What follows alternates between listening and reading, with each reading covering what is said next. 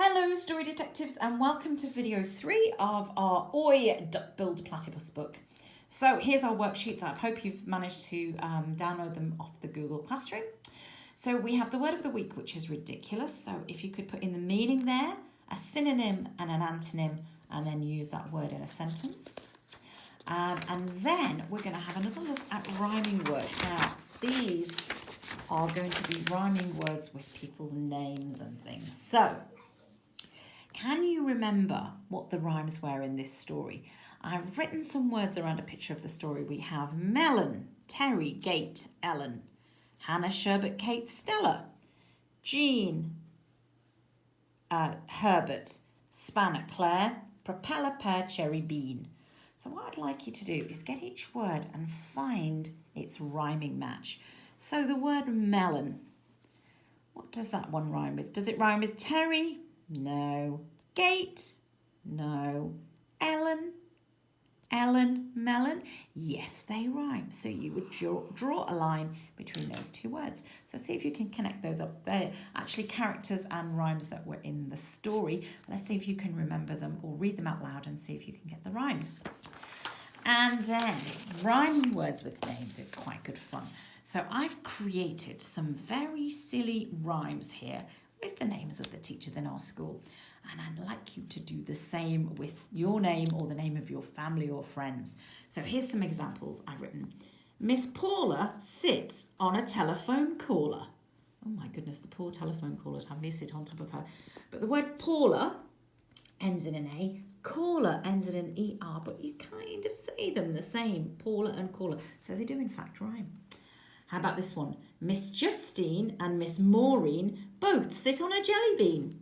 So I've got Justine and Maureen because they actually rhyme, those names, and they rhyme with jelly bean. Miss Yana sits on Miss Hannah. Oh dear, poor Miss Hannah. Although Miss Hannah is a lot lighter than me, so Miss Hannah will definitely be in a better position than the telephone caller who's got me sitting on her. Miss Amanda sits on a giant panda. That's a nice one. Miss Nikki sits on a toffee that's sticky.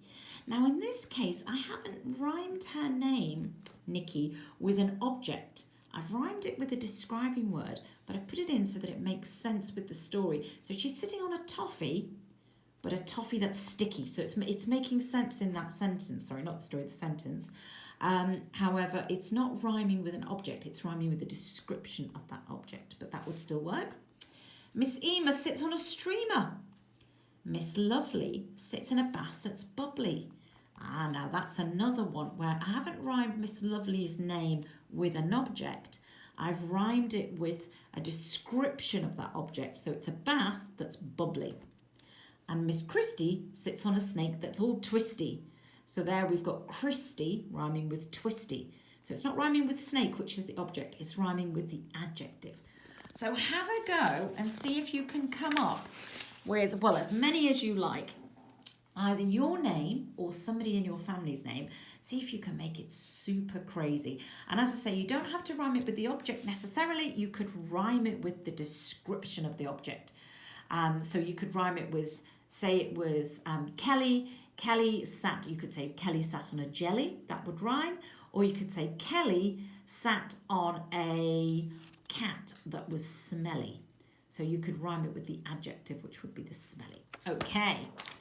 Now, another thing that you may have noticed in the last two stories is the word said. It said an awful lot. So examples we've got here. Kate sit on gates, said the frog. What about Bob, said the budgerigar. Now the word said is a very straightforward word. We all know what it means. It's when somebody has spoken something. And it's like the past tense of the word says. So you might say, Miss Paula says, do your homework very well. But you might say, Miss Paula said, do your homework very well. Well, it's fine. It's a good word, but it's not very descriptive. There are other words that you can use that would even be more descriptive than said. And there are some that are used in this story. So these are synonyms, a word that means the same. We look at synonyms when we're looking at our word of the week. So we can use some synonyms for the word said. And in this story, what do Ivana sit on? Asked the ibis. Now you could use the word said there, but the word asked is a little bit more descriptive, and we know therefore that there is a question involved. And then you've also got this sentence here, what rhymes with duck-billed platypus? Whispered the cat. Now again, the word said could fit there, but the word whispered is much more descriptive. It tells you that the cat is talking like this, and it means he's kind of panicking. Well, what can we say that rhymes with duck-billed platypus? So, if you want to use a synonym for the word said, there are a lot that you can choose from, and they're often described using the mood that the person who is talking is in, or his emotion. So, if you're talking about something and you're happy, you might say, "Oh, isn't that amazing?" gushed the boy. Or, "Look how gorgeous that is," exclaimed the child. Or, "I'm sure you're going to like this," convinced the boy to his mum. So these are all quite positive, happy or agreement type words. Convinced, exclaimed, gushed, joked, promised or suggested. And these are ones where somebody's obviously sad or a bit dissatisfied. So you've got cried, gasped, groaned, pleaded, protested and sobbed. So it might be, "Oh, please don't make me eat pea soup again for lunch," groaned my son. Or you can have things that show that you're angry or you've had a disagreement. Like, "Don't do that," shouted the boy. Or, "I really will not eat this soup," insisted my son. So they're all words that are a bit more interesting, a bit more expressive than the word said. So I've got some sentences here, and see if you can complete them with a word other than said. So, "Get out of my way now," somethinged the boy. Or you could say demanded, screamed, shouted, insisted. Have a look and see if you can choose a word for to fit in there. You don't have to choose one off my list. You can choose one that you've made up yourself, but please don't use the word said.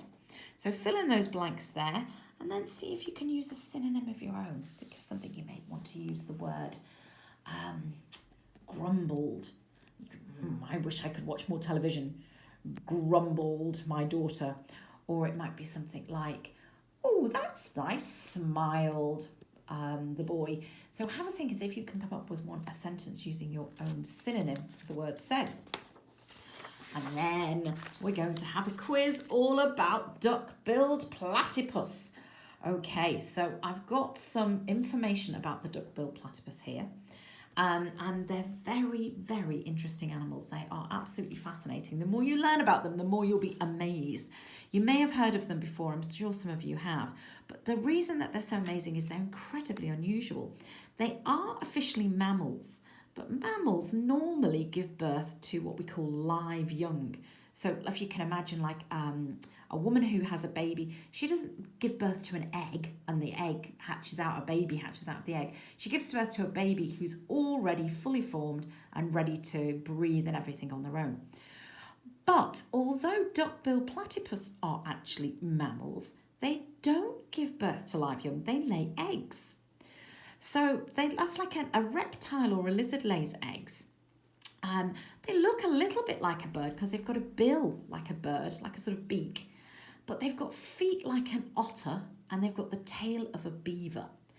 So they are a very unusual animal. In fact, one of the videos I watched, it said they had an example of a duck-billed platypus that they found, and they took it back to the UK, I don't know, a few hundred years ago, and people thought it was a joke. They thought that they chopped the tail off a beaver, the feet off an otter, the bill off a duck, and stitched it all onto some other sort of animal that was fairy. They couldn't believe that this animal really existed in nature, but they do. Now, I've found some super fun videos and things to watch about duck-billed platypus. So I've listed them here. There's a Dr. Bynock show. There's a lovely one about platypus twins. It's just a little information video, but that's really cute because you get to see these little platypus running about in the river. Then there's an Octonauts and a Wildcrats video on there as well. So watch one or two of those and then see if you can answer these quiz questions, which is, what's the plural of the word platypus? I've been trying desperately not to say that because I will give it away for you. What's a baby platypus called? Now, these are really interesting because we've talked about plurals in the past. We talked about how some words have unusual plurals, like, for example, the word goose. When you make that plural, it's geese. And then we've also talked about the names of baby animals, the names of infants, like you had an elephant's baby is called a calf, and a frog's baby is called a frogling or a froglet or a tadpole. So see if you can find out those two. You might be surprised by the answers. And if you watch those videos, you'll hear the word monotreme. See if you can find out what that means. And what's so important about the platypus bill? Is the duckbill platypus venomous? That means it has poison in its body to attack anybody that's trying to attack the duckbill platypus. Can it use venom like a snake? Where do you find the duckbill platypus? Where in the world would you find them in their natural habitats? And what kind of habitats do they prefer? Do they like deserts? Do they like mountains? Do they like rainforests? See if you can find out about that. And what do they eat? Okay, and then our fun activities. There's just a colouring in there of a duckbill platypus in looks like a river. There's a clue there to where its habitat is. It looks like it's in with some reeds in the river. And then I found this spot the difference. It's actually from the gophers on sofas. Now this hopefully will come with colour on your version. I've had to print it black and white, I'm afraid. So the differences are pretty tricky to spot in black and white, but yours should be in colour.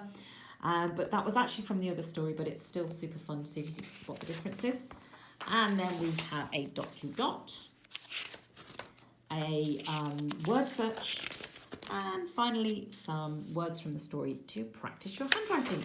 Okay, thank you. So tune back in for video 4, and I will go through the worksheets and explain the sort of answers I'd have expected. Okay, thank you. Bye.